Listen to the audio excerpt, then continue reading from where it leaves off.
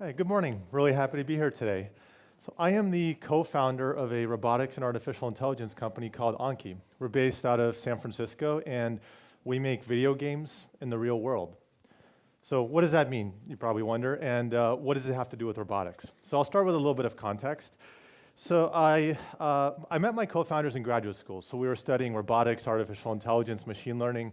We worked on all sorts of projects, very expensive autonomous robots, $500,000 systems, mind-reading machines, all sorts of things.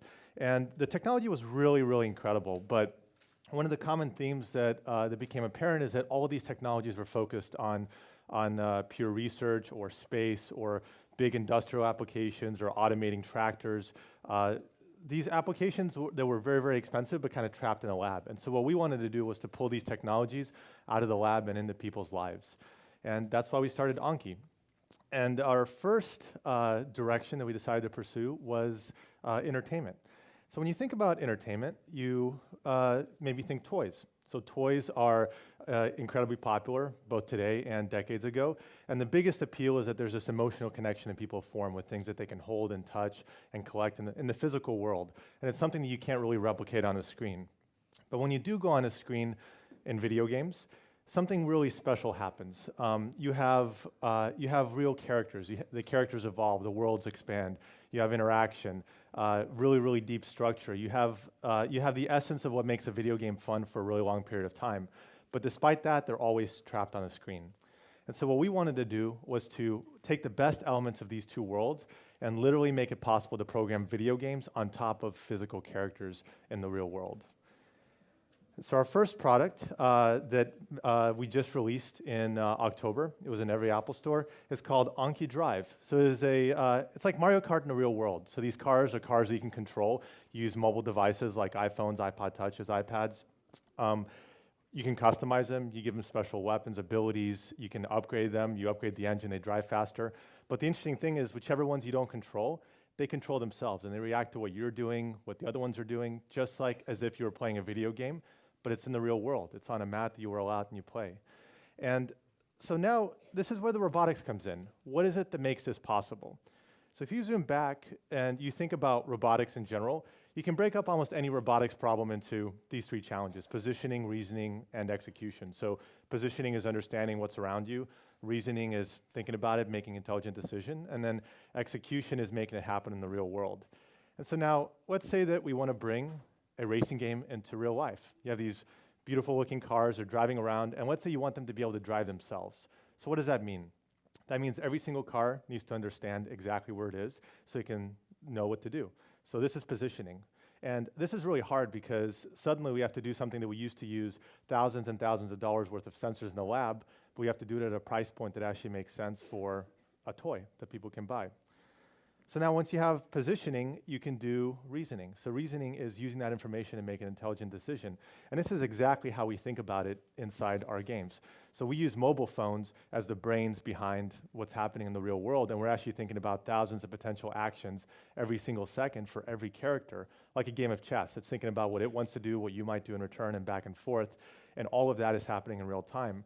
And so finally, we have these amazing and really intelligent and sneaky decisions that the cars are able to make, but now we have to make it happen in the real world, and that is execution. And the reason that this is hard is because it's physics, it's the real world. There's slip, there's variations in motors, and all of that has to happen very precisely, but we can make it happen very precisely.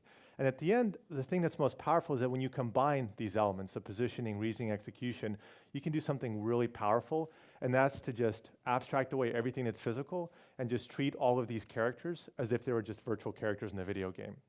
And now we can take all of those things that we love about video games and literally program them onto the real world. The characters, the interaction, the intelligence. And so we have a video game inside a mobile device, and we match it to the physical world with robotics and AI. That's the inner layer that makes the two match up. So this is a really quick product video of Anki Drive. It's a track. It's in the real world. This is one of the characters. His name's Ro. He's kind of a more defensive character. So he's got his own special abilities. He's a little more on the energy side. These guys are a little more balanced. It's more about positioning and strength. And so each one is like a character in a video game. They have their own strengths, but we can actually bring that to life in the real world with software. So you have full control over their speed, their steering, how you equip them, what strategies you use. And you can actually play a game against 3 opponents in the real world without actually having 3 friends nearby. And all of that comes to life because we're using software to define what happens in the real world in a way that's never been possible before.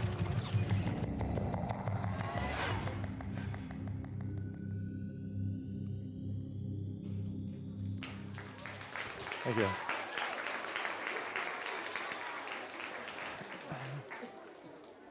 So one of the realizations that we had pretty early on is that this has the potential to really break outside of what the typical age groups and demographics for toys. We found this to be something that everybody loves. So people your age love it. People my age love it. My grandfather would love it. It's something that just appeals to everybody because at the end of the day, there's this inherent connection with the physical world. And so one of the ways that we decided to, that was critical to bring this to life is to think about the design and make these characters look like something that appeals to everybody. And so we're actually working with a really famous designer from Hollywood named Harold Belker, who designs futuristic vehicles for Hollywood movies. So he designed all the vehicles in Minority Report, Total Recall, the Tron bikes, early version of the Batmobile, and the Iron Man face mask and car. And so he's been working with us in the beginning to design these cars in a way that makes it something that would be beautiful to people of all ages. And so these are all the different characters. So the top 4 are ones that are already available. That 5th one, you guys are getting a sneak peek. He's coming out a little bit later.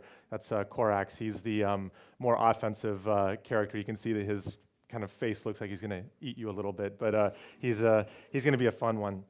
And so all of this comes together into what we truly believe is the first video game in the real world. And the reason I'm so excited about this is because despite being a really amazing game, it also contains building blocks that are core technologies in robotics: positioning, motion control, wireless communications, path planning, artificial intelligence, interface challenges, manufacturing. And these are building blocks that we can continue to use over and over again as we think about future applications. And we can use this as a stepping stone to make more and more advanced products that actually leave entertainment and start automating things inside the home, in transportation, in healthcare, and sports. And as a whole, I think it's a really exciting time for robotics because we're at this inflection point. So the price of components, of sensors, of computation, the prevalence of mobile devices, all of these things are going in a direction that's going to make it possible to do things that were never practical before.